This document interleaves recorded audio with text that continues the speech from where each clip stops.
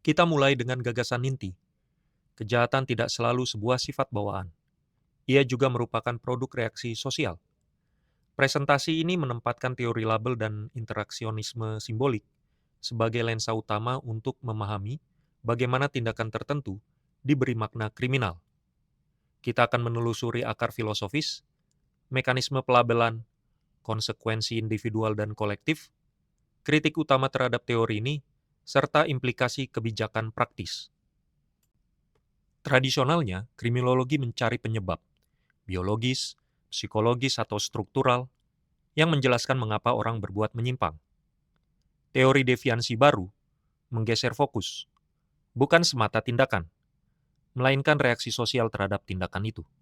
Dengan kata lain, perhatian bergeser dari apa penyebab perilaku menjadi bagaimana masyarakat mengidentifikasi, menilai, dan menanggapi perilaku tersebut, dan bagaimana proses itu sendiri membentuk identitas dan kontrol sosial. Interaksionisme simbolik menekankan bahwa realitas sosial dibangun melalui interaksi dan simbol.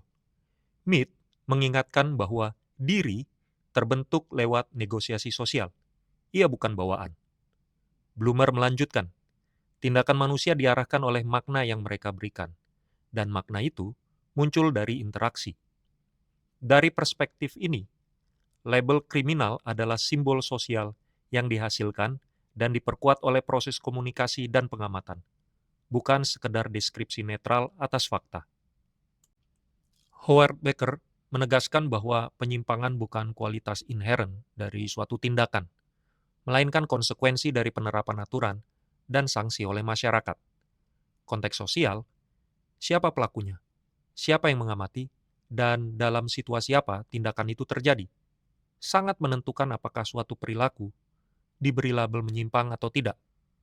Dua individu dapat melakukan tindakan yang sama, tetapi hanya satu yang diberi label sebagai pelanggar. Lemert membedakan antara deviansi primer dan deviansi sekunder. Deviansi primer adalah pelanggaran awal yang bersifat sementara dan biasanya tidak mengubah konsep diri pelaku. Namun, ketika masyarakat memberikan label dan reaksi formal terhadap pelanggaran tersebut, pelaku dapat mulai menginternalisasi label itu. Pada titik inilah deviansi sekunder muncul, yaitu ketika identitas individu mulai dibentuk oleh label yang diberikan oleh masyarakat. Label menyimpang dapat berkembang menjadi apa yang disebut sebagai master status. Artinya, satu label negatif dapat mendominasi cara orang lain memandang individu tersebut, menutupi identitas atau kualitas lain yang sebenarnya dimilikinya. Ketika peluang sosial berkurang karena stigma, individu dapat terdorong untuk bertindak sesuai dengan label tersebut, menciptakan proses yang dikenal sebagai self-fulfilling prophecy. Karir menyimpang sering berkembang melalui beberapa tahap. Individu pertama-tama diberi label sebagai outsider. Setelah itu, ia mengalami penolakan dari lingkungan sosial konvensional, seperti sekolah, pekerjaan, atau komunitas. Dalam kondisi terasing tersebut, individu kemudian mencari penerimaan di kelompok subkultural yang lebih toleran terhadap perilaku menyimpang. Proses ini memperkuat identitas devian dan mendorong keberlanjutan perilaku tersebut. Aturan sosial dan hukum tidak muncul secara netral. Seringkali terdapat aktor tertentu yang disebut moral entrepreneurs yang mendorong penciptaan aturan baru karena mereka meyakini bahwa nilai moral mereka sedang terancam. Kelompok ini dapat mempengaruhi opini publik dan kebijakan hukum, sehingga perilaku tertentu dikriminalisasi. Dengan demikian, pembentukan hukum seringkali merupakan proses politik yang mencerminkan distribusi kekuasaan dalam masyarakat. Sebagai contoh, kriminalisasi ganja di Amerika Serikat pada tahun 1930-an didorong oleh elit yang ingin memaksakan nilai-nilai kesadaran dan kerja keras, menciptakan kelas kriminal baru dari pengguna yang sebelumnya dianggap biasa. Proses pelabelan juga dipengaruhi oleh bias sosial. Penelitian menunjukkan bahwa aparat penegak hukum sering menggunakan isyarat visual atau stereotip sosial seperti kelas sosial, etnisitas, atau penampilan untuk menilai tingkat kecurigaan terhadap seseorang. Akibatnya, Kelompok minoritas dan kelas pekerja cenderung lebih sering menjadi sasaran pengawasan dan penegakan hukum dibandingkan kelompok sosial yang lebih berkuasa. Reaksi sosial yang berlebihan dapat memicu apa yang disebut sebagai spiral amplifikasi deviansi. Ketika masyarakat meningkatkan pengawasan dan hukuman terhadap suatu perilaku, perhatian publik terhadap perilaku tersebut juga meningkat.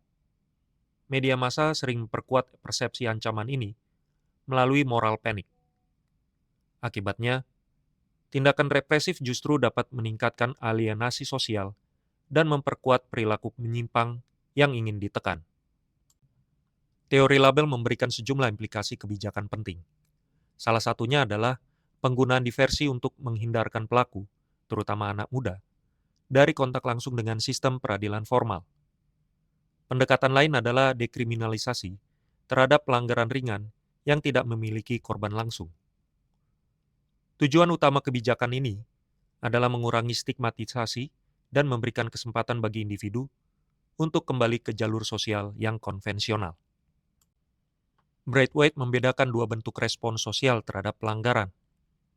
Disintegrative shaming menstigmatisasi pelaku dan mendorong pengucilan sosial. Sebaliknya, reintegrative shaming mengutuk tindakan yang dilakukan, tetapi tetap membuka ruang bagi pelaku untuk kembali diterima dalam komunitas. Pendekatan ini menjadi dasar bagi praktik keadilan restoratif yang menekankan pemulihan hubungan sosial.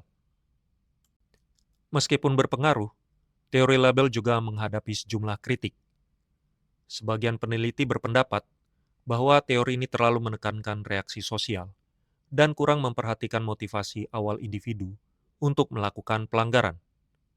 Kritik lain menyatakan bahwa teori label belum cukup menjelaskan peran struktur sosial dan ketidaksetaraan ekonomi dalam pembentukan hukum dan praktik penegakan hukum.